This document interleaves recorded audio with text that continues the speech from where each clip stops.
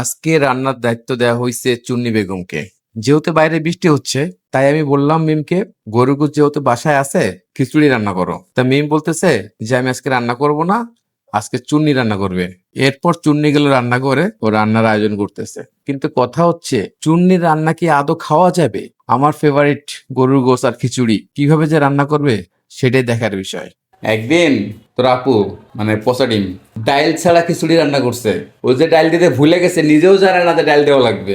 আমি যখন গিয়ে বলছি যে আমি ডাইল দেই নাই, তখন না বুঝতে পারছো যে ডাইল দেই নাই। আর তুইও আজকে ডাইল ছাড়া খিচুড়ি রান্ধিস। মিম, খিচুড়ি আমার অনেক পছন্দ, গরুর গোশত আমার অনেক পছন্দ, তুমি জানো। কিন্তু যারা রান্নার দায়িত্ব দিছ, খাওয়া যাবে কিনা, না গরুর গোশত নষ্ট হবে, এটা বুঝতে হবে। ও রান্না করতে পারবে কিনা, সেটা তো দেখার বিষয় আছে। না ওই গরুর গোশত আদৌ খাওয়া যাবে কিনা। ওই যে একজন মুড়ির গোসল আনছে, মুখে উঠানো যাচ্ছে না।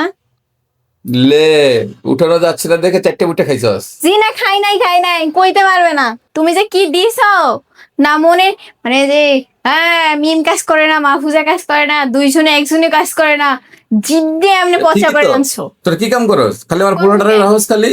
ও তাইলে পোলাটারে তুমি রাইখো, রাত জায়গা থাইকো। কাজের মহিলা কি কাজ করে? কাজের মহিলা থালা বাটি ধুয়ে দেয়, ঘর মোছ দেয়া দেয়, পেঁয়াজ রসুন সব কোচায় দেয়, শুধু তুমি মাখাই দিয়ে আজকে রান্না করো। দেখবো যে তোমার খিচুড়ি রান্না কি মজা হয়েছে। যদি খাওয়া নেওয়া যায় রে, তাহলে বুঝবি। চারটা খাবার জায়গা। কিরে চুন্নি, রান্না হয় নাই? এই তো শেষ, বাড়তাছি দেখো না। দেখতে তো অনেক সুন্দর হয়েছে, খাইতে কেমন লাগে সেটাই দেখার বিষয়। ভালো না লাগলে আমারে দিও, আমি একা একা খাবো। হয়েছে, নিয়ে আয় টেবিলে, অনেক ক্ষুধা লাগছে।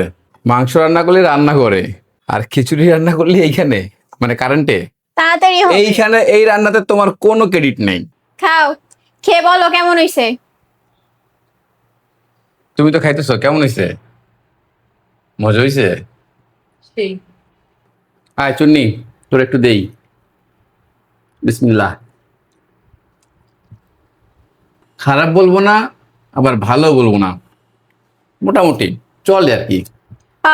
জানি মাসি কলি জায়গাটা হুনা করে দিলেও কয় কি লবণ কম হয়েছে, তুমি তো বলবাই। এখন সত্যি কথা বলবো, আর বিয়ের পরে দেখবি রান্না ভালো হয়ে যাবে। এখন রান্না শেখার পালা তোর। আমি যদি সত্যি কথা না বলি, পরে কিন্তু এইরকমই থেকে যাবো, পরে শ্বশুরবাড়িতে যাই বদনাম হইব তোর। বুঝছ নাই?